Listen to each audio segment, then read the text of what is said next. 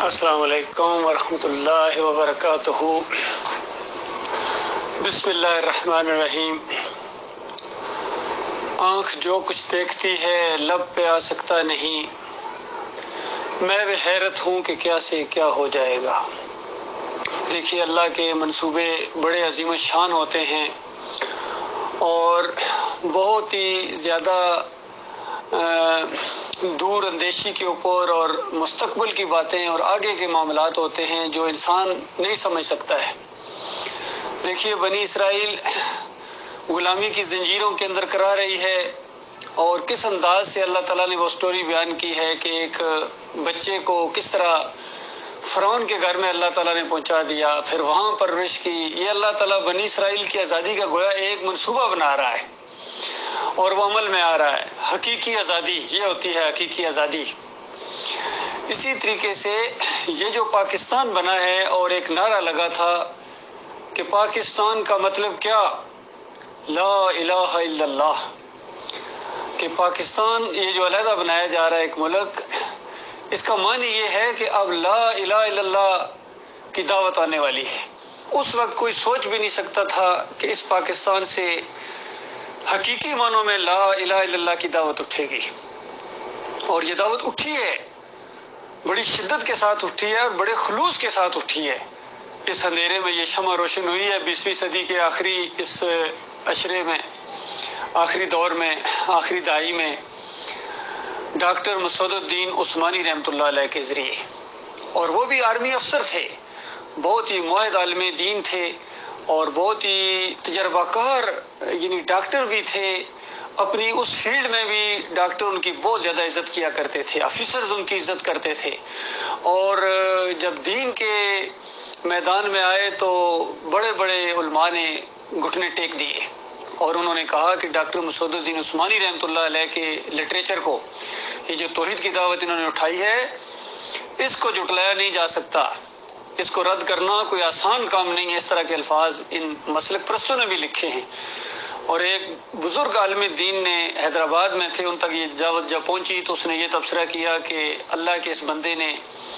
شرک کی جڑ کے اوپر تیشہ چلایا ہے۔ تو یہ انداز تھا ڈاکٹر مسعود الدین عثمانی رحمۃ اللہ علیہ کا۔ کراچی کے ماڑی سے انہوں نے دعوت اللہ بازاروں میں، بسوں میں، ٹرین میں خاص کر بیٹھ کے وہاں سے آتے تھے یہاں ملیر ہال تک، اور یہاں سے پھر واپس جاتے تھے، ٹرین کے اندر لوگوں کو اللہ کی طرف بلاتے تھے، بازار میں نکلتے تھے، حتیٰ کہ مزاروں کے سامنے ان کے علاقے میں حاجی غائب شاہ کا ایک مزار تھا، عرس ہوتا تھا، وہاں وہ دعوت اللہ کرتے تھے، لوگوں کو اللہ کی طرف بلاتے تھے کہ لوگوں، تمہارا ایک مالک ہے، الہکم الہ واحد لا الہ الا هو الرحمن الرحیم۔ اس انداز سے جب دعوت سامنے آئی ہے، اور پھر آہستہ آہستہ ریئیکشن ہونا شروع ہوا ہے کہ جب ان داتاؤں، دستگیروں اور مشکل کشاؤں اور حاجت رواؤں کے اوپر چوٹ پڑی ہے، یہ تمہارے اصل میں بت کدے ہیں جن کو تم مزار شریف کہتے ہو اور عرس شریف کہتے ہو، یہ مسلمان مندر ہیں، اور یہ ہندوؤں میں اور ان مسلمانوں میں کوئی خاص فرق نہیں ہے۔ وہ اپنے مہاراج کو کھڑا کر کے پوجتا ہے اور تم اپنے مہاراج کو لٹا کے پوجتے ہو، جس کو بابا کہتے ہو۔ وہ وہاں بھجن گاتا ہے، اب تم چونکہ اردو اور عربی کے اصطلاح استعمال کرتے ہو، تم بھجن تو نہیں کہتے ہو، تم کہتے ہو کہ قوالی ارشاد فرمائی ہے، قوالی ہوئی ہے، دھمال ہوئی ہے وہاں۔ وہ وہاں پرشاد بانٹتا ہے اور تم وہاں نظر و نیاز بانٹتے ہو، وہ وہاں پھیرے لگاتا ہے، تم یہاں طواف کرتے ہو، وہ وہاں ڈنڈوت کرتا ہے مہاراج کی ڈنڈوت کی، اور تم یہاں سجدہ تعظیمی کرتے ہو۔ تو بتاؤ اللہ کے بندوں کیا فرق ہے تمہارے میں اور ان کے درمیان؟ لہٰذا یہ جو تمہاری درگت بنی ہوئی ہے اور تمہاری ماں اور بہنوں کی عصمتیں پامال ہوئی ہیں، اس کی ایک وجہ ہے کہ تم نے اپنے مالک کے ساتھ غداری کی ہے، تم نے کلمے کے ساتھ غداری کی ہے، اور کوئی مسلک، کوئی جماعت ایسی نہیں جس کے عقیدے کے اندر شرک نہ ہو۔ بالکل ان کی کتابوں کے حوالے دے کے ڈاکٹر صاحب رحمۃ اللہ علیہ نے اپنی کتابوں کے آخر میں ان کے عقیدے دیے۔ دیکھو، قرآن یہ کہتا ہے اور تمہارے اکابرین یہ کہتے ہیں، اور معاملہ ابھی یعنی قریب ماضی قریب کا نہیں ہے بلکہ صدیوں بیت گئی ہیں کہ تم انہی کتابوں کو، چاہے یہ کشف المحجوب ہو، مجدد الفسانی کے ملفوظات ہوں، معین الدین چشتی کے ہوں، اور اوپر جتنے صوفیاء گزرے ہیں، ابن عربی ہوں اور ابراہیم ادم ہوں، اور یہ نیچے علی اجویری صاحب ہوں، ان کی کشف المحجوب ہو، پھر شاہ ولی اللہ کا یہ پورا خاندان ہو، انفاس العارفین ہو، حجت اللہ البالغہ ہو، اور پھر یہ جتنے نیچے ان کے خادم ہوں، چاہے اعلیٰ حضرت ہوں یا ابو الاعلیٰ ہوں،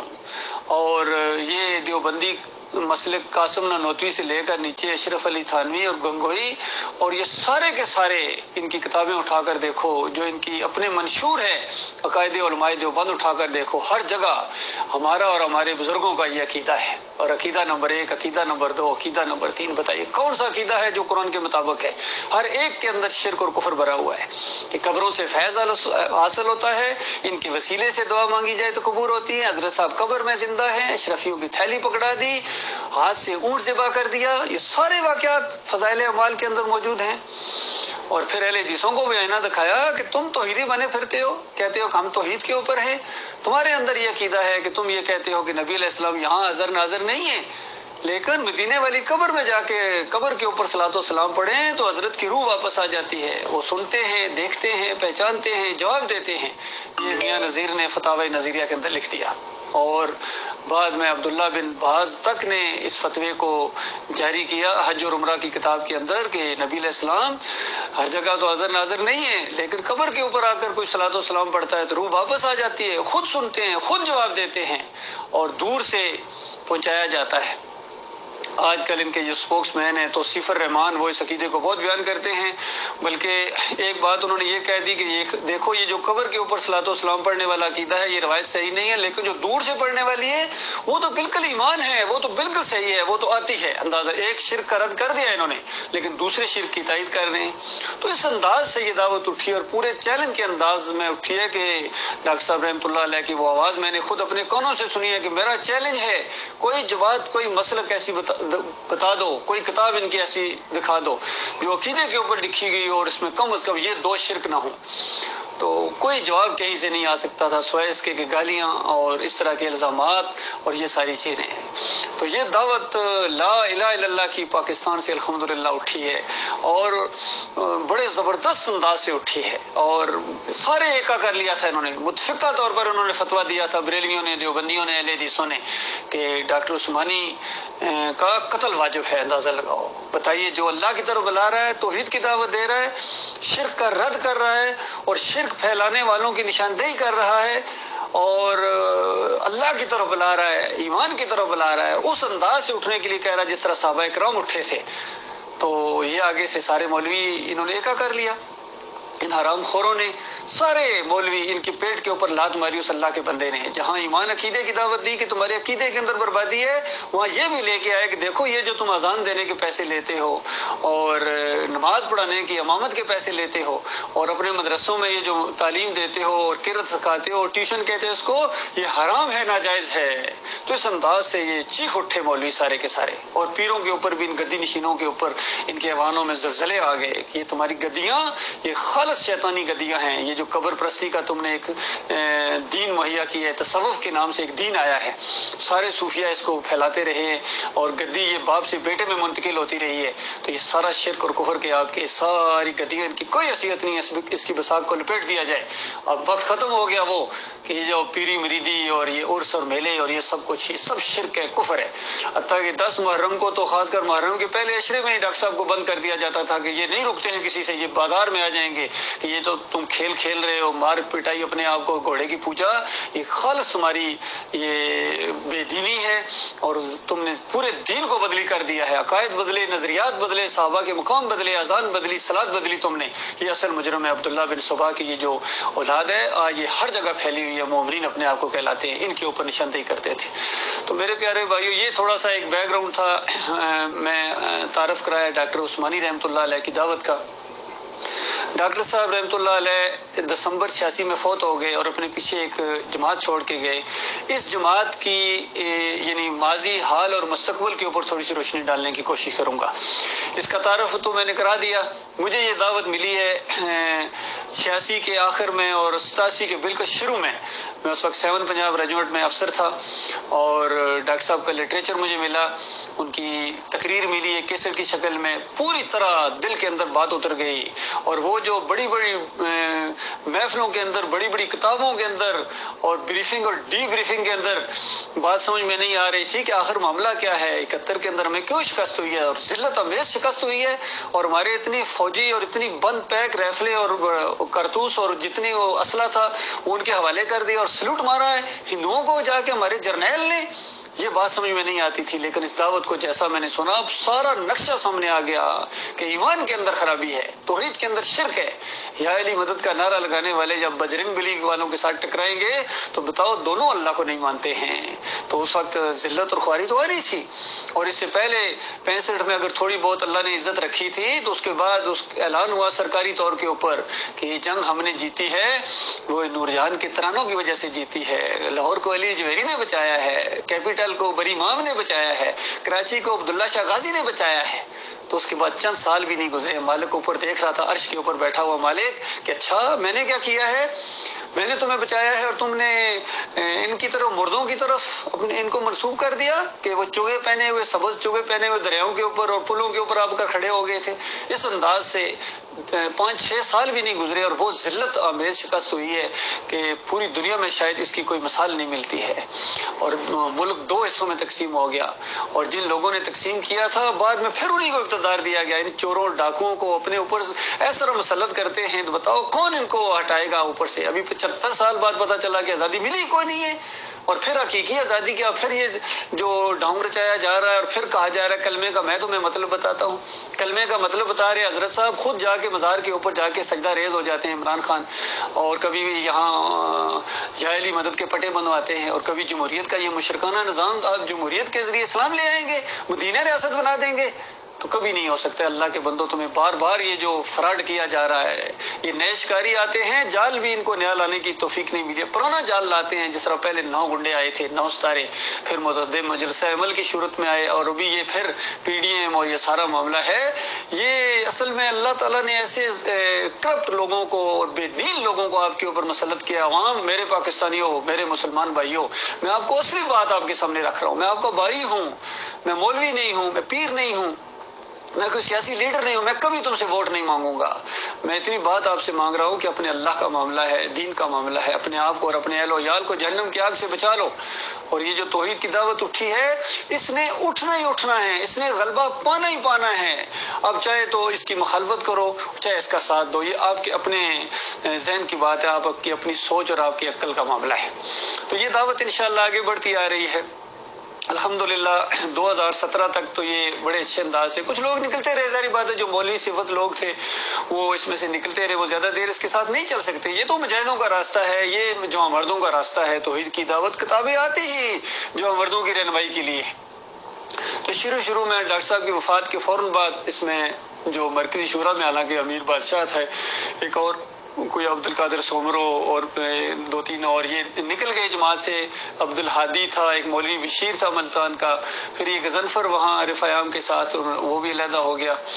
اور یہ اس طریقے سے پھر کچھ اور لوگ تھے نکلتے، اکا دکا نکلتے رہتے تھے. ان سے نکلنے سے کوئی خاص فرق نہیں پڑتا تھا. جماعت اپنی شان کے ساتھ آگے جا رہی تھی، مراکز بن رہے، مساجد بن رہی. اور پھر آ کے ایک پہلی بڑی سازش جو اس جماعت کو توڑنے کے لیے ہوئی وہ 2005 کے اندر یہ حکیم رمضان جو پنجاب کے امیر تھے اور سرفراز جو مرکزی شورا کے رکن تھے، ان کی اگر کیسٹ کوئی بندہ سن لے، 1 گھنٹے کی ان کی کیسٹ ہے جو اندروں اندر ان کے رابطے چل رہے تھے جماعت کو توڑنے کے لیے، جو منصوبہ بندیاں کی جا رہی تھیں، اس میں عقیدے کی کوئی بات نہیں تھی. بس سرفراز ایک ہی بات کہی جا رہا ہے، بس جی جماعت کا کچھ کرو، جماعت کو کچھ ہونے والا ہے۔ بھائی بتاؤ، آگے سے حکیم رمضان بھی یہ نہیں پوچھ رہا کیا ہوا جماعت کو، بتاؤ ذرا اس میں خرابی کہاں سے آئی ہے، یہ بات نہیں ہے، بس جی یہ کرو وہ کرو اس طریقے سے۔ اور پوری کیسٹ ہے وہ 1 گھنٹے کی جو ان کی کیسٹ ہے وہ منظر عام پر آ گئی، اور اس کیسٹ کے اندر دونوں آدمی ایک دوسرے کو کہہ رہے دیکھنا کسی کو پتہ نہ چلے، میں یہ بات آپ کو بتا رہا ہوں کسی اور کو معلوم نہ ہو، اور میرا نام نہ لینا دیکھنا، دونوں ایک دوسرے کو کہتے ہیں۔ لیکن واقعی اللہ تعالیٰ بڑی قدرت والا رب ہے، بڑی طاقت والا رب ہے، اس نے انہی کے ہاتھوں سے یہ کیسٹ ریلیز کروا دی۔ اور پھر یہ سننے کے بعد پتہ چلا کہ سازش کس کو کہتے ہیں، اور پھر مداخلت کس کو کہتے ہیں، سازش کس کو کہتے ہیں، اور پھر اس سازش کو روکا کیسے جاتا ہے جب تک اس کو آئینی ہاتھوں سے ٹیکل نہ کیا جائے۔ یہ سازشی لوگ ان منافقین کے بارے میں جو اللہ تعالیٰ نے کہا نا وغلظ علیہم، ان کے اوپر ذرا سختی کرو، کافروں مشرکوں کے ساتھ بھی نپٹنا ہے اور ان کے ساتھ بھی جو آستین کے سانپ ہیں۔ تو بہرحال ان کو بڑی سختی کے ساتھ نپٹا گیا، اور پھر بھی یہ گروپ علیحدہ ہو گیا سرفراز کی زیر نگرانی۔ یعقوب ایک مولوی اس کے ہاتھ میں تھا،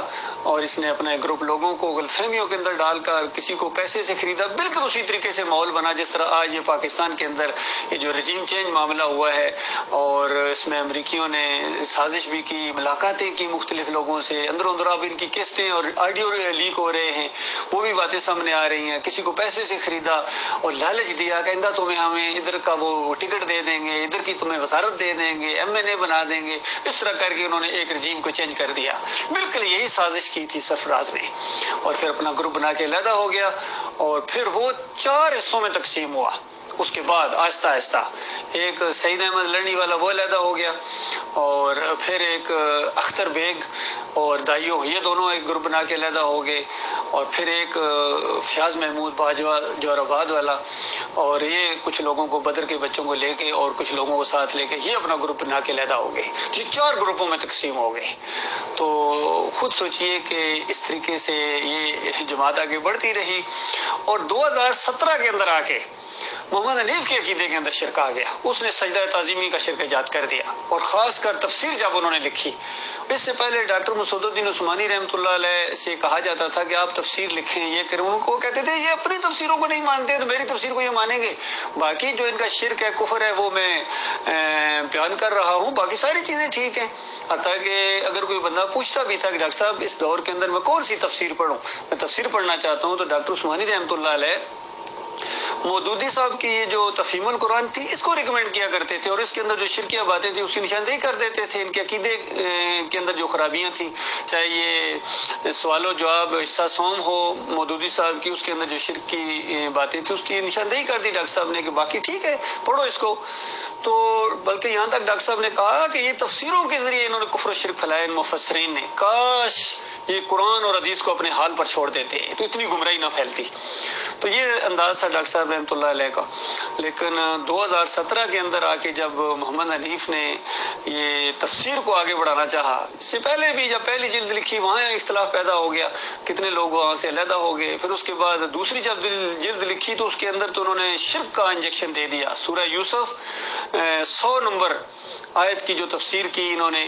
دعوت القرآن، اندازہ لگائیے کتنا پیارا نام دعوت القرآن، گویا یہ کہنا چاہ رہے ہیں کہ دعوت القرآن یہ ہے کہ نبی اپنے پورے خاندان سمیت ایک دوسرے نبی اور وہ بھی بیٹے نبی کے سامنے سجدہ ریز ہو گیا۔ یہ 100 نمبر آیت کے اندر تشریح میں انہوں نے دوسری جلد میں لکھ دیا۔ تو اس وقت جو ہے وہ ان کو بہت سمجھایا، یقین کیجیے 3 مہینے ان کو سمجھاتے رہے، مضمون لکھ کے پورا ان کے ہاتھ میں پکڑایا کہ دیکھو یہ انبیاء اللہ کو سجدہ کیا کرتے تھے۔ سورہ مریم 58 نمبر آیت میں نص بیان ہوئی ہے کہ سارے انبیاء کا ذکر کیا ہے، اور یعقوب علیہ السلام کا تو نام لے کے اللہ تعالیٰ نے اور سارے انبیاء کا ذکر کیا کہ یہ سارے انبیاء ہیں، جب کبھی ان کے سامنے اللہ کی آیات آئیں اور اللہ کی قدرتوں کا بیان ہو تو اس کے بعد یہ اللہ کے سامنے سجدہ ریز ہو جاتے تھے۔ پھر سورہ سجدہ میں بھی اسی انداز سے بات بیان ہوئی ہے، سورہ بنی اسرائیل میں بیان ہوئی ہے، سورہ نحل میں سارے انبیاء کی دعوت بیان ہوئی ہے، وَلَقَدْ بَعَثْنَا فِي كُلِّ أُمَّةٍ رَسُولًا أَنِ اعْبُدُوا اللَّهَ وَاجْتَنِبُوا الطَّاغُوتَ۔ तागूत, کہ ہر نبی نے یہی دعوت دی ہے اللہ کی بندگی کرو اور اللہ کے علاوہ کسی اور کی جس نے بھی اللہ سے ہٹایا ہے بالکل تھوک دو ان کے منہ کے اوپر. وَاجْتَنِبِ الطَّاغُوتَ، ان طاغوتوں کا بالکل رد کرو، انکار کرو. کہیں فرمایا فَمَن يَكْفُرْ بِالطَّاغُوتِ وَيُؤْمِن بِاللَّهِ، اس انداز سے. تو یہ ساری باتیں موجود ہیں، تو آپ کیوں اس انداز سے یہ یوسف علیہ السلام کو سجدہ، وہ سورہ یوسف کے اندر آپ نہیں سمجھ پائے ہیں. وہ جو ہے سجدہ اللہ کو ہوا ہے، سارا خاندان اللہ کے سامنے سجدہ ریز ہو گیا ان مہربانیوں، رحمت اور شفقت کی وجہ سے جو اس خاندان کے اوپر اللہ تعالیٰ نے کی ہے. اور 4 نمبر آیت کے اندر جو یوسف علیہ السلام نے خواب بیان کیا ہے، اور دیکھو خواب میں کوئی چیز آیا نہیں کرتی. جس طرح یہ لوگ کہتے ہیں نبی علیہ السلام خواب میں آ کے یہ بتا کہ کوئی کہتا میری خواب میں نبی علیہ السلام آئے ہیں یہ کہا ہے، تو ہم ان کو یہی بتاتے ہیں کہ وہ نہیں آئے ہیں، تم نے خواب دیکھا ہے، تمہارے خیالات ہیں اور ان کو تو پتہ ہی نہیں، تم اپنی طرف سے باتیں بیان کرتے ہو. باقی یہ سورج چاند ستاروں کو جو خواب میں دیکھا تو سورج چاند ستارے سجدہ کرنے نہیں آئے تھے، یہ خواب دیکھا گیا اور خواب کی تعبیر ہوتی ہے. 6 نمبر آیت کے اندر یعقوب علیہ السلام نے اس کی تعبیر بتائی ہے، اور تعبیر یہ بتائی ہے کہ میرے بچے، اس کا مطلب یہ ہے کہ اللہ تعالیٰ تجھے منتخب کرے گا، یعنی نبی بنائے گا. اور یہ بات کوئی نبی اپنے فہم و فراست سے نہیں بیان کر سکتا، یہ خالص اللہ کی وحی کے مطابق ہے. اور اللہ تعالیٰ تجھے باتوں کی تہ تک پہنچنے کا علم دے گا، دانائی دے گا، وزڈم دے گا، اور تمہارے اوپر اس طرح اپنی رحمتوں اور برکتوں کی تکمیل کرے گا جس طرح ابراہیم علیہ السلام کے اوپر کی، جس طرح اسحاق علیہ السلام کے اوپر کی. پھر اپنا بھی نام لیا کہ اس خاندان کے اوپر بھی اللہ تعالیٰ رحمتوں اور برکتوں کے دروازے کھولے گا. تو اس طرح یہ ایک بشارت تھی جو بیٹے کے لیے بھی اور باپ کے لیے بھی. تو اسی چیز کو سن کے پوری زندگی ان کی اسی نقطے کے گرد گھومی اور صبر کرتے رہے مشکلات کے اوپر. بار بار کئی دفعہ جب گھر والے کچھ بات کہتے تھے تو یعقوب علیہ السلام کہتے تھے میرے بچوں تم وہ باتیں نہیں جانتے ہو جو میں جانتا ہوں، اللہ کے منصوبے کو میں جانتا ہوں، اس انداز سے. اور پھر چونکہ وقت تو لگنا تھا، اس میں جدائی بھی ہونی تھی، سارے معاملات تھے، روتے بھی رہتے تھے، صبر کرتے تھے اور اپنے غم کی فریاد اللہ کے علاوہ کسی اور کے سامنے نہیں کرتے تھے. دوسری طرف یوسف علیہ السلام میں وہ بھی کتنی آزمائشوں سے گزرے، لیکن ہر موقع کے اوپر، ہر قدم کے اوپر وہ اللہ کے سامنے سجدہ ریز نظر آتے ہیں. اور جب وہ سٹوری اپنے اینڈ کو پہنچی ہے، پوری مشکلات کا دور ختم ہو گیا اور وہاں ایک شاہانہ انداز سے وہ بھائی جس ملک میں چھپتے ہوئے، ڈرتے ہوئے، خوف سے داخل ہوتے تھے، بلکہ ایک مرتبہ تو خیرات لینے والے انداز سے داخل ہوئے، اب رائل فیملی کی حیثیت سے، حکمران فیملی کی حیثیت سے اس ملک کے اندر داخل ہو رہے ہیں، اور کیسا پروٹوکول ان کو ہوا. اور پھر جب تخت کے اوپر والدین کو بٹھایا گیا تو یہ منظر، سارا معاملہ ہے، سارا خاندان اللہ کے سامنے وَخَرُّوا لَهُ سُجَّدًا، اس طرح کے الفاظ ہیں کہ سارا خاندان اللہ کے سامنے سجدہ ریز ہو گیا. یہ شکر گزاری کے طور پر یہی ہوتا ہے. اور جب اللہ کی بات سامنے آتی ہے اسی طرح ہوتا ہے، انبیاء اسی طرح کرتے ہیں، نبی علیہ السلام نے اسی طرح کیا تھا. جب اللہ تعالیٰ نے وعدہ کیا بنی اسرائیل کے اندر، سورہ بنی اسرائیل کے اندر، کہ ایک وقت آپ ابھی یہاں سے نکال رہے ہیں، آپ فاتح کی حیثیت سے یہاں واپس آئیں گے، تو بتائیے اس وقت کوئی سوچ بھی نہیں سکتا تھا یہ کیا بات کہی جا رہی ہے. لیکن ایمان کا معاملہ ہے، نبی علیہ السلام کو پورا یقین تھا. اور پھر جب 10 سال بھی نہیں گزرے ہیں تو ایک فاتح کی حیثیت سے جب نبی علیہ السلام مکہ میں داخل ہوئے ہیں تو اونٹنے کے اوپر اس طرح جھکے جا رہے ہیں گویا سجدے والے انداز میں، اور ساتھ ہی منہ سے یہ وہ الفاظ ہیں کہ میرے مالک سب کچھ تو نے کیا ہے، اکیلے مالک نے دشمنوں کو مار بگایا اور روب طاری کر دیا، اور اللہ نے اپنا وعدہ سچا کر دکھایا،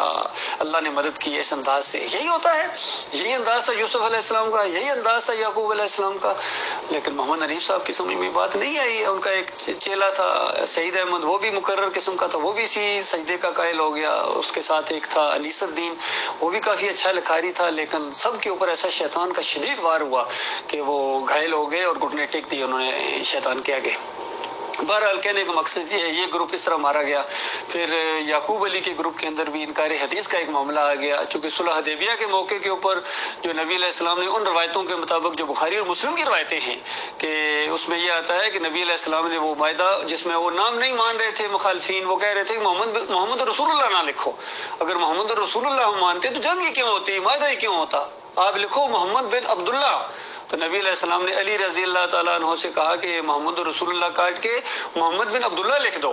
تو انہوں نے کہا بھائی میرے بس کی بات نہیں، میں نہیں کر سکتا ہوں، یعنی ایمان کی وجہ سے، کوئی نافرمانی کی وجہ سے نہیں. تو ظاہری بات ہے کوئی بھی نہیں لکھ سکتا تھا، اس لیے محمد صلی اللہ علیہ وآلہ وسلم نے کہا ادھر لاؤ مجھے دکھاؤ کہاں لکھا ہوا ہے، چونکہ نبی علیہ السلام پڑھنا لکھنا نہیں جانتے تھے. تو وہ انہوں نے نبی علیہ السلام نے خود مٹا کے خود لکھ دیا محمد بن عبداللہ. تو روایتوں میں آ گیا، بخاری اور مسلم کی روایتیں ہیں. تو اس کا جب سوال ہوا ڈاکٹر مسعود الدین عثمانی رحمۃ اللہ علیہ سے کہ نبی علیہ السلام تو پڑھنا لکھنا نہیں جانتے تھے، روایتیں کہہ رہی ہیں خود لکھ دیا. تو انہوں نے کہا کہ دیکھو اگر ان روایتوں کے مطابق کوئی عقیدہ بناتا ہے تو اس کا مطلب ہے پھر یہ معجزہ تھا، کیونکہ نبی علیہ السلام تو لکھنا پڑھنا نہیں جانتے تھے، اللہ نے ان کا ہاتھ چلوایا تو یہ معجزہ ہے. تو یعقوب علی بگڑ بیٹھے، ان کا نہیں بھائی معجزہ ہو ہی نہیں سکتا. پھر اس کے بعد ایسی انہوں نے تحویلیں کی اور ایسی معجزات کی تشریحیں کی کہ عقل حیران ہے. بہرحال یہ بربادی ان کے حصے میں آئی. اور پھر جو اختر بیگ اور دہیوں کا گروپ ہے، انہوں نے ایک موقع پر یہ یعقوب علی کے اپنی ماں کی قبر کے اوپر چلا گیا تو انہوں نے اس کو پکڑ لیا کہ ماں کی قبر کے اوپر گئے ہو تم، کافر و مشرک ہو گئے ہو تمہارے. پھر وہ انہوں نے یہ چیز اللہ اپنا ایک گروپ بنا لیا. حالانکہ اس کے اوپر بھی ڈاکٹر عثمانی رحمۃ اللہ علیہ کا فتویٰ موجود ہے. لوگوں نے پوچھا کہ اگر کوئی انفرادی طور پر اپنے کسی مومن بھائی کی قبر کے اوپر جاتا ہے تو ڈاکٹر صاحب نے کہا کہ اجتماعی طور پر جانا ہے، کیونکہ جو دعائیں بیان ہوئی ہیں قبرستان کی وہ اجتماعی ہیں. اور السلام علیکم یا اہل القبور کے جو الفاظ آئے ہیں یا دیار المومنین کے الفاظ آئے ہیں، یہ اجتماعی ہے. صرف ایک کی قبر کے اوپر جانا اور اس کے لیے صرف دعا کرنا یہ سنت سے ثابت نہیں، لہذا یہ ایک گناہ کا کام ہے. لیکن اختر بیگ کہتے نہیں، گناہ کا نہیں، یہ تو شرک ہے، کفر ہے، شرک کا راستہ کھولنا یہ اس طرح. تو انہوں نے اس طرح اختلاف کر کے یعقوب علی سے اپنا گروپ علیحدہ بنا لیا. تو یہ معاملات ہوئے ہیں. یہ موجودہ صورتحال ہے ڈاکٹر عثمانی رحمۃ اللہ علیہ کی جماعت کی. کہنے کا مقصد یہ ہے کہ دو گروپ تو عقیدے کی خرابی میں مبتلا ہو گئے ہیں، ایک محمد حنیف کا گروپ اور ایک سعید احمد کا گروپ. اور یہ جو تینوں گروپ ہیں، یہ اختر بیگ اور دائیوں کا گروپ اور یعقوب علی کا گروپ اور یہ باجوہ اور بدر کے بیٹے عبید الرحمان کا یہ جو گروپ ہے، یہ عقیدے کی خرابی تو نہیں ہے لیکن ان کا رخ ادھر ہی ہے. یہ انہوں نے اس دعوت کا راستہ ٹیڑھا کرنے کی کوشش کی ہے، اس طرح نہیں اس دعوت کو آگے بڑھا رہے ہیں جس طرح بڑھانا چاہیے تھا، جس انداز سے ڈاکٹر صاحب رحمۃ اللہ علیہ نے اس دعوت کو آگے بڑھایا. اور پھر لیٹسٹ جو کیسٹ پکڑی گئی ہے، ان کی ویڈیو آڈیو پکڑا گیا ہے، آڈیو لیک ہو گیا باجوہ کا اور عبید الرحمان کا آپس میں گفتگو. تو یہ کہتے ہیں بھائی یہ جو گروپ بنے ہیں یہ سارا ڈاکٹر صاحب کے سوال و جواب اور تشریحات کی وجہ سے بنے، لہذا اس سے جان چھڑاؤ. بڑی مشکل سے اسے جان چھڑائی ہے. اب ہم ہمارے پاس قرآن موجود ہے، حدیث موجود ہے اور ڈاکٹر عثمانی رحمۃ اللہ علیہ کے یہ جو سوال و کیا نام ہے لٹریچر موجود ہے. باقی یہ جو سوال و جواب اور تقریریں اور اس طرح کی جو باقی چیزیں ہیں یہ ہم آن نہیں کرتے ہیں، ان سے بڑی مصیبت یہ نہیں پیدا ہوتی ہے، بڑی مشکل سے ان سے جان چھڑائی ہے. تو انہوں نے گویا اس وجہ سے اس سے جان نہیں چھڑائی بلکہ اس پوری دعوت سے انہوں نے جان چھڑا کے اب یہ کہتے ہیں کہ قرآن اور حدیث کی تشریح وہ چلے گی جو باجوہ صاحب فرمائیں گے، جو محمود باجوہ اور عبید الرحمان کریں گے. اور ڈاکٹر عثمانی رحمۃ اللہ علیہ نے جو تشریح کی ہے، جو سوالوں کے جواب دیے ہیں، وہ اپنے سر نہیں لیتے ہیں. تو اس کا جواب میں نے ان کو دیا، میں نے کہا ٹھیک ہے تم سر نہ لو، تمہارا سر اس قابل ہی نہیں ہے، اس کو میں اپنے سر لیتا ہوں، کیونکہ میں ڈاکٹر مسعود الدین عثمانی رحمۃ اللہ علیہ کا اور میرے ساتھی جو ہیں ہم صحیح معنوں میں علمی وارث ہیں اور ہم اس دعوت کو قائم رکھے ہوئے ہیں اور انشاءاللہ قائم رکھیں گے زندگی کے آخری سانس تک. انشاءاللہ یہ دعوت ہمارے دل کی آواز ہے اور اس شمع کو ہم بجھنے نہیں دیں گے. انشاءاللہ اسی کے لیے جینا ہے اور اسی کے لیے مرنا ہے، کیونکہ یہ حق ہے. اس دور کے اندر ڈاکٹر مسعود الدین عثمانی رحمۃ اللہ علیہ کی دعوت یہ اللہ کی بہت ہی رحمت اور شفقت کے طور پر اٹھی ہے. یہ اتفاقی طور پر معاملہ نہیں ہوا ہے، اللہ تعالیٰ نے غیر نبی کے ذریعے اس انداز سے دعوت اٹھا دی ہے جو توحید کی دعوت ہے، رد شرک کی دعوت ہے، کفر بالطاغوت کی دعوت ہے. تو یہ میرے پیارے بھائیوں، جہاں جہاں تک یہ آواز پہنچے، میں اپنے سارے بھائیوں سے مخاطب ہوں کیونکہ جماعت کے لوگ مجھے جانتے ہیں، میں ان کو جانتا ہوں. بڑے پرانے 38 سال کوئی معمولی عرصہ نہیں ہے، میری ان کے ساتھ رفاقت رہی ہے. اور میں ان سب سے یہ گزارش کروں گا کہ ان فریب کاروں کے جال میں نہ ہو. یہ اس دعوت کو روک رہے ہیں، یقین کیجیے سب سے بڑی رکاوٹ ہیں. آپ کبھی اگر ان کی مساجد کے قریب بھی جا کے اگر دعوت اللہ کی جائے کہ دیکھو اللہ تمہارا الہ ہے، تمہارا معبود ہے اور اللہ کے علاوہ کوئی سجدے کے لائق نہیں ہے. جب ابراہیم علیہ السلام سجدے کے لائق نہیں ہیں، اسماعیل علیہ السلام سجدے کے لائق نہیں ہیں، جب یعقوب علیہ السلام سجدے کے لائق نہیں ہیں، تو یوسف علیہ السلام سجدے کے لائق کیسے ہو سکتے ہیں؟ چاہے ایک سجدہ تم کہو، نہیں ایک بھی نہیں ہوا ہے. اور جب محمد صلی اللہ علیہ وآلہ وسلم سجدے کے لائق نہیں ہے، کوئی سجدے کے لائق نہیں ہے اللہ کے بندو، لیکن وہ کھانے کو دوڑتے ہیں. یقین کیجیے اتنے بریلوی اور دیوبندی بھی اس دعوت کے دشمن نہیں ہے جتنے محمد حنیف کا اور سعید احمد کا گروپ جو ہے دعوت اللہ کا دشمن بن گیا. یقین کیجیے جس جس کسی کے پاس جاؤ گے، چاہے یہ یعقوب علی کی مسجد کے قریب جا کے ایمان عقیدے کی دعوت دو گے، وہ بھی آگے سے اسی طرح ریئیکشن کرے گا،